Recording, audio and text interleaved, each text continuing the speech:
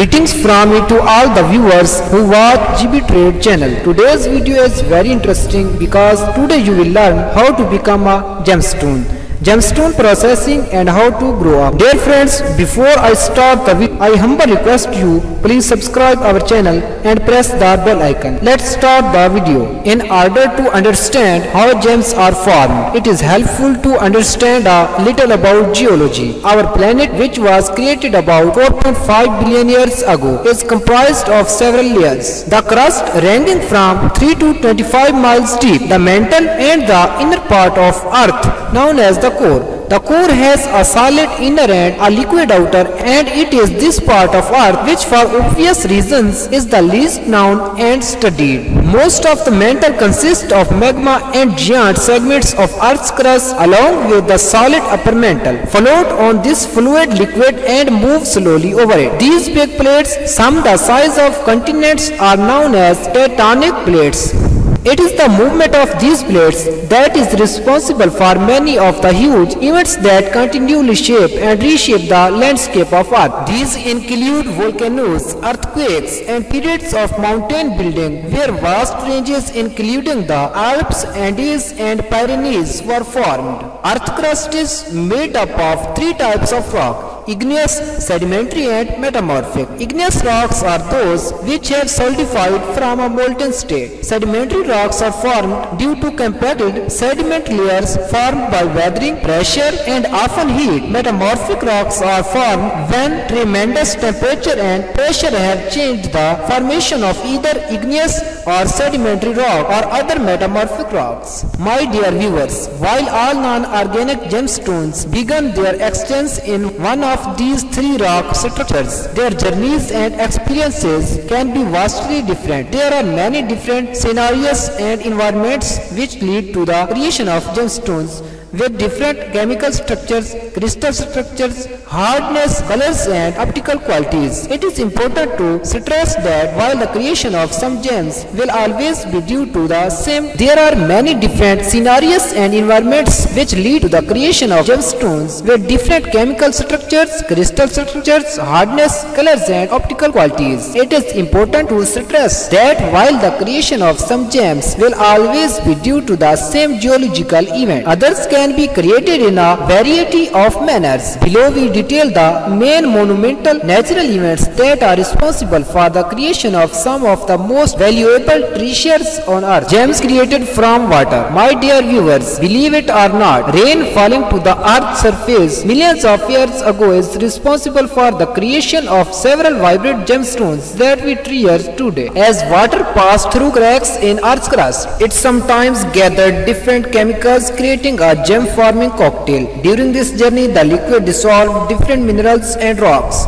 Eventually, it became too saturated and came to rest in cracks and crevices. Given time and pressure, these solutions eventually turned into a new solid mineral. It is through this process that opals, turquoise, and malachite were formed. My dear viewers, now we are discussing about hydrothermally created gems. As the name suggests, hydrothermal gems are created similarly to those formed from water-based solutions, but with the addition of heat. Imagine the journeys of two different fluids meeting at the same point. The water-based solutions filters downwards through cracks and gaps in Earth's crust, whilst hot magma solutions, often rich in fluorine and beryllium, are rising through veins and crevices. As they meet, the resulting cocktail features many different chemicals and minerals and percolates at an incredibly high temperature. Over a period of time, as it begins to cool, it produces crystals with complex chemical structures. Many barrels were formed this way, and as you start to understand this incredibly hostile hydrothermal environment, you begin to appreciate the source of inclusions and patterns seen in emeralds. My dear friends, now we are discussing about pegmatites. First of all, let's remember that an igneous rock is one which has been formed from solidified magma. Pegmatites are created when magma is forced into crevasses and other cracks and is allowed to solidify over a period of time. In very simplistic terms, gemstones formed in pegmatites are similar to those hydrothermally formed, but the main ingredient in pegmatites is magma rather than water. The magma squeezed in openings is under incredible pressure and provides an ideal environment for crystals to grow. Some of the world's largest pegmatites are in Minas Gerais, Brazil. These yield a magnificent array of colored gemstones including topaz, aquamarine and tourmaline. Other gems that form in pegmatites include kanzite, fluorite and hiddenite. My dear viewers, now we are discussing about metamorphic. We discussed it earlier that a metamorphic rock is one that has changed its form. Interestingly, although immense pressure and heat is needed to create a metamorphic rock, the original mineral does not actually melt. There are two different types of metamorphism and we need to have a basic understanding of both, as they are homes to different gem types. Contact metamorphism occurs when magma forces its way to cracks and crevices of exciting rock formations. Due to the incredible heat of the magma, the rocks which it comes into contact with recrystallize into new minerals. Sri Lanka, one of the best gem treasures chest in the world, is a prime source of gems created through the act of contact metamorphism. It is incredible to think that if this event had not happened, Prince Charles would not have been able to give Princess Diana her electrifying saloon blue sapphire engagement ring. Other gems that are created through this process include garnet, ruby and spinel. High in the mountains of Afghanistan, lapis lazuli is also created in this way. Burma sits on an area rich in metamorphic rocks and much of its high quality ruby and jadeite are formed by contact metamorphism.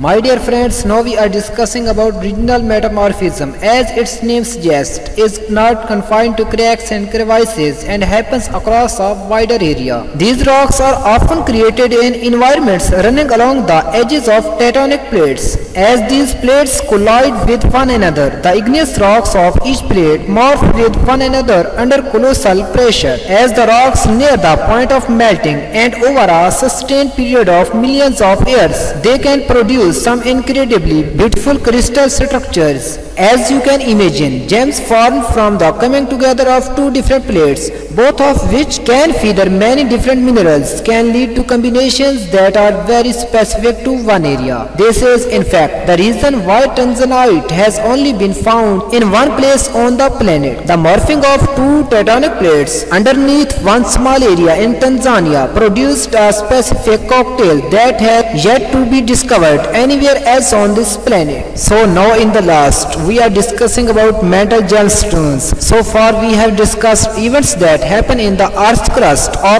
along its inner edge. Two gemstones, however, are created deep in Earth's mantle, peridot and diamond, as these are formed some 90 miles beneath the Earth's surface. And the deepest mine in the world, the East Rand gold mine in South Africa, is only 2.1 miles deep. You might wonder how these gems are discovered. Well, they are primarily brought to the surface of the earth or near to its surface in old volcanic pipes. These are known as kimberlite pipes. Interestingly, as diamonds can crystallize at incredibly high temperatures in magma beneath the earth's crust, it is believed they may be the most common crystal on the planet. However, other than those embedded in kimberlite pipes, the remainder is just impossible to reach. So my dear viewers, if you like this video, then like, share with your friends and share your comments about this video. Thanks for watching.